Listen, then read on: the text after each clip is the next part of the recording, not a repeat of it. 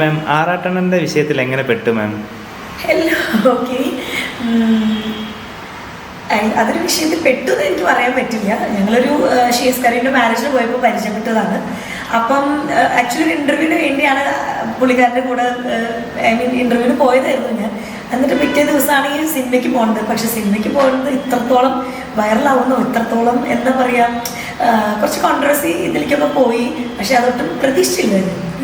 അപ്രതീക്ഷിതമായിട്ട് തീർച്ചയായിട്ടും. കാരണം എന്താ പറയുക, നമുക്കറിയില്ലല്ലോ. നമ്മളിപ്പോൾ പല സ്ഥലത്ത് പോകുന്നു, പലരെയും പരിചയപ്പെടുന്നു.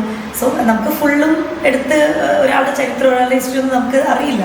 സോ അതിൽ എനിക്ക് നെഗറ്റീവ് ഒന്നും തോന്നിയിട്ടില്ല കേട്ടോ. പുള്ളിക്കാരൻ എൻ്റെ അടുത്ത് ഭയങ്കര ഡീസൻ്റ് തന്നെയാണ്, വളരെ നല്ല ഫ്രണ്ട്ലി ആണ്. ലൈക്ക് ഒരു സിസ്റ്ററെ പോലെയാണ് കാണാമെന്നൊക്കെയാണ് പുള്ളിക്കാരൻ എന്നോട് പറഞ്ഞിരിക്കുന്നത്. അപ്പോൾ പറഞ്ഞിരിക്കുന്നത് മാത്രമല്ല, ഇവൻ മീഡിയയിൽ പോലും പുള്ളിക്കാരൻ അത് എടുത്ത് പറഞ്ഞിട്ടുണ്ട്. പക്ഷെ അത് എന്താ പറയുക, എന്നാലും ഒരുപാട് എന്താ പറയുക, സ്ഥലത്ത് ഭയങ്കര ഒരു നെഗറ്റീവ് ഇമ്പാക്റ്റ് വന്നിരുന്നു.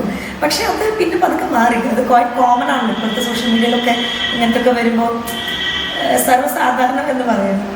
ആളെ മുൻപ് തീരെ പരിചയമില്ല? ഇല്ല ഇല്ല ഇല്ല. ഞാൻ ഷിയാസിന്റെ മാരേജ് പോകുമ്പോഴാണ് ഞാൻ പരിചയപ്പെട്ടത്.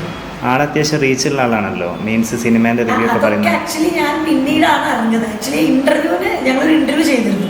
ആ ഇന്റർവ്യൂവിലാണ് എങ്ങനെയാണ് അങ്ങനെ ഒരു പേര് വന്നതെന്ന് പോലും ഞാൻ അറിഞ്ഞത്. ഓക്കെ. ഇപ്പോൾ അതിനുശേഷം കമ്മ്യൂണിക്കേഷൻസ് ഉണ്ടോ? മീൻസ് കമ്മ്യൂണിക്കേഷൻ എന്ന് പറഞ്ഞാൽ അങ്ങനെ ഇല്ല, അതിൻ്റെ ഒരു ആവശ്യം വന്നിട്ടില്ല. പിന്നെ ഈ ഒരുപാട് നെഗറ്റീവ് കമൻസും ഇതൊക്കെ ആയിട്ട് വന്നല്ലേ? അല്ല, അത് കുഴപ്പമില്ല. കാരണം ഞാൻ പറഞ്ഞില്ല, നിങ്ങൾക്ക് ഇപ്പോൾ ഒരു എന്തെങ്കിലും കിട്ടിയ കുറച്ച് ദിവസത്തേക്ക് ഉണ്ടാവുള്ളൂ. അത് കുറച്ച് ദിവസം കഴിയുമ്പോൾ എല്ലാവരും മറക്കും, അടുത്ത ഇത് വരും. സോ എന്നെ സംബന്ധിച്ച് എന്നെ അത് ഒട്ടും ബാധിച്ചിട്ടേ ഇല്ല. എനിക്കതൊരു വലിയൊരു വിഷയം ഫീൽ ചെയ്തില്ല. ഞാൻ നെക്സ്റ്റ് ഡേ തന്നെ, അല്ല അന്നത്തെ ദിവസം തന്നെ ഞാൻ ന്യൂസ് 18 ഒരു ഇൻ്റർവ്യൂ കൊടുത്തിരുന്നു. ഇതിൻ്റെ പറ്റി ക്ലാരിഫൈ ചെയ്ത് ടോട്ടലി ഞാൻ ചെയ്തിരുന്നു. ഓക്കെ. അപ്പം മാമിൻ്റെ പ്രൊഫഷൻ സൂംബ ഡാൻസ്, സൂംബ? അതെ, ഞാൻ ബൈ പ്രൊഫഷൻ ഞാൻ സൂംബ ഫിറ്റ്നസ് ട്രെയിനറാണ്. ഇനി മാമിൻ്റെ പ്രൊജക്റ്റ് എന്തൊക്കെയാണ് വരുന്നത്? പ്രൊജക്റ്റ് എന്ന് പറയാനായിട്ട് ഞാൻ ചെയ്യുന്നത് സ്പെഷ്യൽ കുട്ടികളുടെ ഫാഷൻ ഇവൻറ്റ്സ് ആണ്.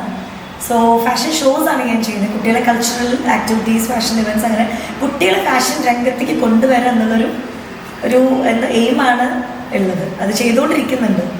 അതിലിപ്പം ഗസ്റ്റായിട്ട് ബോബി ചെമ്മണ്ണൂർ തന്നെ ആയിരിക്കുമോ?